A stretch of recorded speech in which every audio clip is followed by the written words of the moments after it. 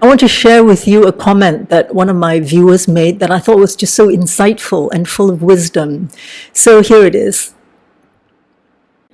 The problem with scapegoats is that we absorb everyone's problems and the projection of their shadow as our own. Our job is not to absorb it. We give too much power away.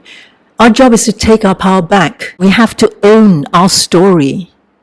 A large part of my healing is learning family dynamics and dive into spirituality. We must change our victim mentality to victor mentality.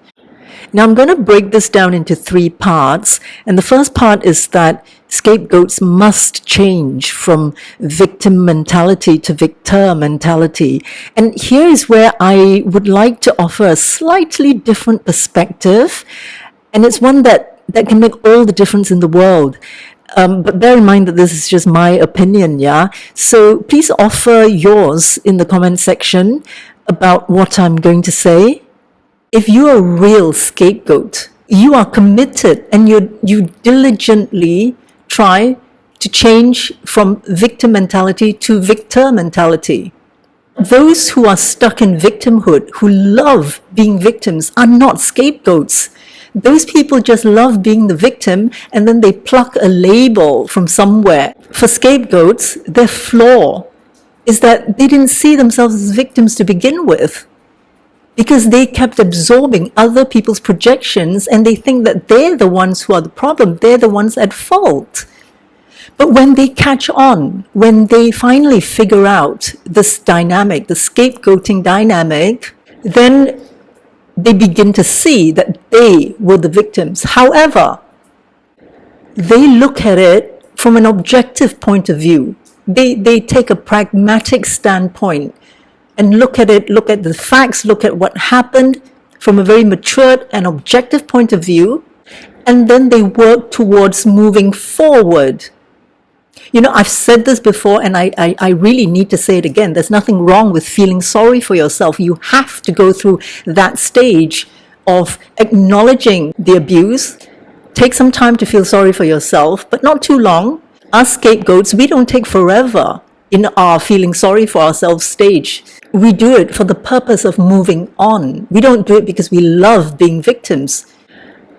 I don't know, I could be wrong, but this is just my personal experience, my personal opinion that I want to share, that I never saw myself as a victim when I was unaware.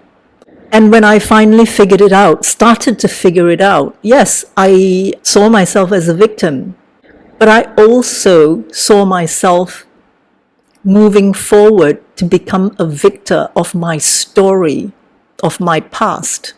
And I think, I think that from most of the comments that I get, from most of the feedback that I get, scapegoats want to move on.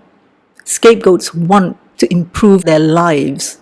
Most of my scapegoat viewers actually provide very constructive feedback, and their goal is to move forward. Their goal is not to stay stuck. If people want to stay stuck, and I've had, 1 or 2 comments, just 1 or 2, not a lot, that accused me of victim blaming, accused me of gaslighting them. Now, victim blaming can be taken in 2 ways. For some, they call it victim blaming, but for others, they call it empowerment. I'll give you an example. What they said was, I was victim blaming because I was encouraging people to try to forgive their abusers and to try to be grateful, not to stay in the abuse, but to be grateful for what it has, for how we have become, for how we have grown.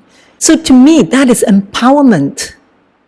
If you want to stay in victimhood, then this channel is really not for you. There are thousands of other channels that you can go to whose main objective is to keep you stuck, to keep you in victimhood because they get money from you, or they get more watch time from you. I don't know. They can go on forever in moaning and groaning and bitching about how hard done by they are, and therefore keep you in that victim mentality. Very much like big pharmas that keep you addicted to their drugs. So this channel is not for you if you're not ready to move on. Now, going back to my viewer's comment about how scapegoats need to change from victim mentality to victor mentality, we are doing that. It is the non-scapegoats that identify as scapegoats, the imposters, that need to hear that. In my small little world, in my little personal experience, most scapegoats that I know are diligently committed to their spiritual and personal growth. They don't go, poor me, I'm so hard done by, or why does this happen to me? They don't do that for long. Only then we can take our power back and protect ourselves. Why would we want to continue doing the bidding for our abusers? Why do we want to continue giving them the power and staying as victims? It's all in the mind, whether you're a victim or a victor. It's all in the mind. Because when we see ourselves as the victim, we're continuing to give them power. But when we accept our past, when we acknowledge everything and make the best of what has become our life, then we are truly the victor. There is reason to the abuse. And when I say that we should try to be grateful, that is taking our power back. That is claiming our power. Because there is reason for it. And the reason is for our personal and spiritual growth. Yes, some people will get triggered when I say, try to be grateful. I'm not even saying you should be grateful. I'm saying try to be grateful. It's for our own good. Why? Because then we take our past, we take the abuse, we take all the suffering that we've gone through, and we make something good out of it for ourselves. At the end of the day, the scapegoats are the most conscious and resilient in the family culture. I also had another feedback from another viewer that said, all this has made me so much stronger, but to what end? You know, I related 100% to what she said. To what end? I used to think that way. I used to think, yeah, sure, I am one of the strongest people I know.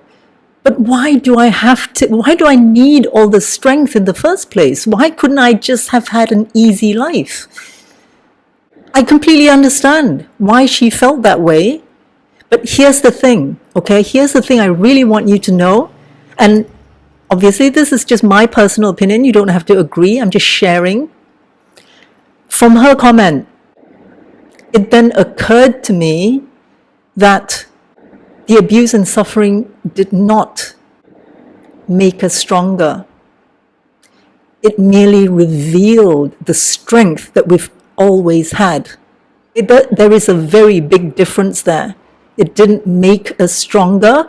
It revealed the strength we have always had. The strength, resilience, our inherent kindness and compassion. We've always had that. And I'll tell you why it is so important to know the difference.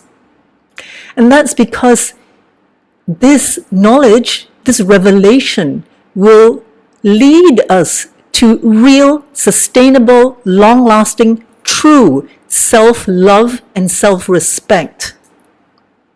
Because that's when you truly know yourself, that you weren't reactive to the abuse and therefore became stronger from it. See what I'm saying? That when we are reactive to what happened to us, we feel that we don't have control. We feel that other people shaped our lives, but they didn't. They merely revealed who we truly are. And when we really understand that, we become a victor. We've always been the victor. It's just that we were suppressed because of this potential, because of the strength and resilience that we had that others feared so much. And now that you know that, there is nothing much to do now, but just to be yourself. And this is why us scapegoats need to unite. I mean real scapegoats, not imposter scapegoats. Am I being judgmental? No, they can be whatever they like. They can be victims for the rest of their lives. we are being discerning, because they will pull us down. Victims will pull us down and make us doubt our journey. Because I want you to know that when you're a scapegoat, you don't stay in victim mentality for long. You get on with it. But those people who keep on staying in this poor me mode, they will drag us down. And we have to unite, because when we unite, we can change the world. We can change the world by creating awareness. We can change the world by helping young children who are suffering scapegoat abuse. Yes, sure, you can say that it's their journey and we can't stop it, but we can support them. This is why we must unite. I want to tell you something interesting. There's this Greek mythology about twin flames. And there was once this being that had two heads, two pairs of arms and legs. And because it was so powerful, Zeus, the god of war, split them in half because he was terrified of this being. So he split it in half. And this is supposedly how twin flames were created. And they spend the rest of their lives searching for each other. So it's the story, this myth is very relevant to scapegoats, because if we unite, think how powerful we can be. We're already powerful as individuals. We change the world. We can. So I want to take this opportunity to say thank you so much for your comments, for your feedback, for sharing your stories, your experiences. It's been very validating for me as well, and I hope you get something valuable from my videos.